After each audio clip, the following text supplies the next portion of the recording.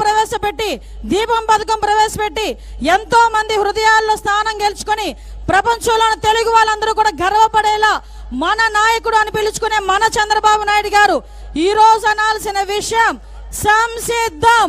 దాని అందరికీ మనందరం చెప్పాల్సిన విషయం సై అని మనందరం కూడా చెప్పాల్సిన బాధ్యత కూడా మనందరికీ ఉంది. ఈ రోజు వాడు సిద్ధం అంటే మన సంసిద్ధం అనాలి, వాడు సిద్ధం అంటే మన సై అనాలి. ఒక సైకోగాడే ఇటువంటి ధైర్యంతో బయటకు వచ్చి ఈ రోజు మనలందరినీ ఛాలెంజ్ చేసే పరిస్థితి. ఈ రోజు ఒక మోసపూరితమైన రాష్ట్రం. మీ అందరికీ తెలిసి నిన్నే ఒక పెద్ద మనిషి మాట్లాడాడు. జగన్మోహన్ రెడ్డితో ఎలా ఉంటుందిరా అయ్యా అంటే ఎలక్షన్లు అయినంత వరకు శ్రీకృష్ణుడు శ్రీకృష్ణుడు అంటాడట, ఎలక్షన్ అయిన వెంటనే నికృష్టుడు అంటాడంట. అలా ఉంది పరిస్థితి, జగన్మోహన్ రెడ్డి పరిస్థితి. అటువంటి వ్యక్తి ఏరు దాటాక తెప్ప తగిలేసే రకం. ఎలక్షన్ల ముందు వరకు మీకు అది చేస్తాను, అమ్మఒడి ఇస్తాను, ఆసరా ఇస్తాను, చేయూత ఇస్తానని చెప్పిన పెద్ద మనిషి ఈ రోజు అమ్మఒడి ఒక మోసం, చేయూత ఒక మోసం, సిపిఎస్ రద్దు ఒక మోసం, మద్యపాన నిషేధం ఒక మోసం, దిశ చట్టం ఒక మోసం, ఆసరా ఒక మోసం, ఆఖరికి జాబ్ క్యాలెండర్ కూడా ఒక మోసం, ఈ రోజు డిఎస్సి నోటిఫికేషన్ మరొక మోసం. ఇన్ని మోసాల మధ్య మోసపు రారాజుగా మోసానికి బ్రాండ్ అంబాసిడర్ గా ఉన్న జగన్మోహన్ రెడ్డి కావాలా? మన అందరి గురించి, ఈ రాష్ట్రం గురించి ఎన్నో అవమానాలు ఎదుర్కొని కుటుంబాన్ని కూడా ఎన్నో అవమానాలకి ఎదుర్కొన్నప్పటికీ కూడా ధైర్యంగా ముందుకొచ్చి ఈ రాష్ట్రానికి దిక్సూచి అయిన చంద్రబాబు నాయుడు గారు కావాలో మనందరం కూడా తేల్చుకోవాల్సిన అవసరం కూడా ఎంతో ఉంది. ఎంతైనా మహిళలకి చెప్తున్నా, మనందరం కూడా ఒక సెంటిమెంట్ ఫోల్స్. తల నిమిరేసరికి, బుగ్గులు నొక్కేసరికి, ముద్దులు పెట్టేసరికి ఇతగాడు ఏదో చేసేస్తాడేమో, మనలందరినీ ఉద్ధరించేస్తాడేమో అనుకున్నారు. కానీ ఈ సైకోగాడు మన అందరినీ కూడా నవరత్నాలను మోసం చేసి ఈ రోజు మన నోట్లో మట్టి కొట్టిన పరిస్థితి ఈ రోజు మనందరం కూడా గమనించుకోవాలి. దిశ చట్టం ఒక ఎందుకు పనికిరాని చట్టం. మద్యపాన నిషేధం జరిగిన తర్వాతే ఓట్లు అడుగుతానన్నాడు. ఇక్కడున్న ఒకే ఒక మహిళలందరికీ కూడా ఒకే ఒక విషయం చెప్పి నేను ముగిస్తా. ఇక్కడున్న మహిళలు ఎవరైనా కూడా వైఎస్ఆర్సీపీ తరపున ఓటేయండి అని అడగడానికి వస్తే మీరు ఒకే ఒక మాట చెప్పాలి, మద్యపాన నిషేధం చేసిన తర్వాతనే ఇక్కడికి వచ్చి ఓటు అడిగే హక్కు మీ అందరికీ ఉంది. ఓటు అప్పుడే అడగండి, అంతవరకు కూడా ఓటు అడిగితే చీపుళ్ళు ఇచ్చుకొని కొడతామన్న విషయాన్ని మాత్రం ప్రతి ఒక్క మహిళ కూడా చెప్పుకోవాల్సిన అవసరం ఉంది. ఈ రోజు మహిళ బాధ వర్ణనాతీతం.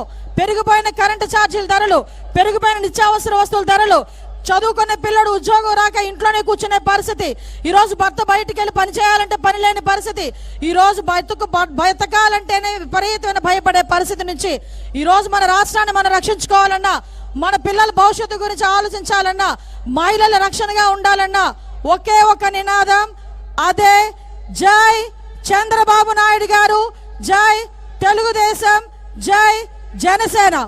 ఎందుకు ఈ మాట చెప్తారంటే ఒక వాయుకి అగ్ని తోడైనట్టుగా ఈరోజు తెలుగుదేశం పార్టీకి జనసేన తోడైంది. ఈరోజు జనసేన నాయకత్వం, టీడీపీ నాయకత్వాన్ని చూసి అక్కడ కూర్చున్న జగన్మోహన్ రెడ్డికి ఏమీ పాలు పోవట్లే.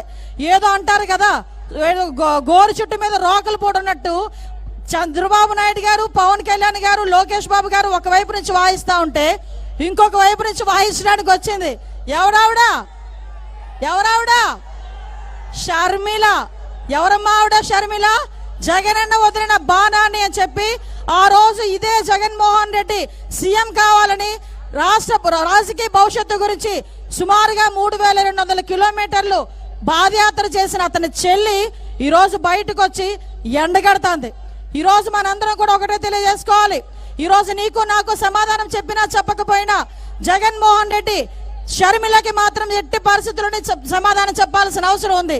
మళ్ళా ఇంకొక విషయం, ఈ రోజు ఆవిడ గురించి కూడా కారు కోతలకు వస్తున్న వైఎస్ఆర్సీపీ ఈడియట్స్ కి చెప్పాలి, అరే వైఎస్ఆర్సీపీ ఈడియట్స్ మీరందరికీ గుర్తు పెట్టుకోండి, షర్మిల గారు కాలు కడిగా నీళ్లు నెత్తిన చల్లుకుంటేనే గానీ మీకు ప్రాప్తం ఉండదు. అటువంటి పరిస్థితిలోనే మీరు కూడా ఈ రోజు మమ్మల్ని అందరినీ కూడా ఎదిరించే పరిస్థితి. ఒకటే ఒకటి చెప్తున్నా, ఇంత మండు టెండలో కూడా అభిమానంగా వచ్చిన మీరందరికీ కూడా మరొకసారి ధన్యవాదాలు తెలియజేసుకుంటూ ఈ అవకాశం ఇచ్చిన మీ అందరికీ, అదేవిధంగా వేదికలను ఇచ్చిన పెద్దలందరికీ కూడా మరొకసారి ధన్యవాదాలు తెలియజేసుకుంటూ సెలవు తీసుకుంటున్నా. జై హింద్, జై తెలుగుదేశం, జై జనసేన. బాబు దయచేసి అక్కడ వాలంటీర్స్ లోపలికి వదలండి, వాళ్ళందరినీ. చాలా జనాలు ఉండిపోయారు అక్కడ, ఆ బార్కెట్స్ తీసి అక్కడ వదలండి లోపలికి. జనాలు ఉండిపోయారు అక్కడ, చాలా జనాలు ఉండిపోయారు అక్కడ బయట దగ్గర. లోపల పంపించండి అందరినీ కూడా. వాలంటీర్స్ మీరు కొద్దిగా మానిటరింగ్ చేయండి దయచేసి. ఎండ వేయడం చాలా ఎక్కువగా ఉంది కాబట్టి స్పీకర్లు కోరేది ఏంటంటే 2 నిమిషాల్లో ముగించాలండి. ఇప్పుడు మన యలమంచిలి జనసేన ఇన్ఛార్జ్ సుందర విజయ్ కుమార్ గారిని మాట్లాడాల్సిందిగా కోరుతున్నాం.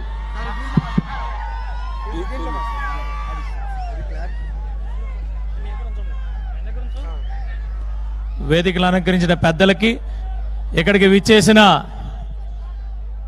మా కుటుంబ సభ్యులందరికీ నా నమస్కారం.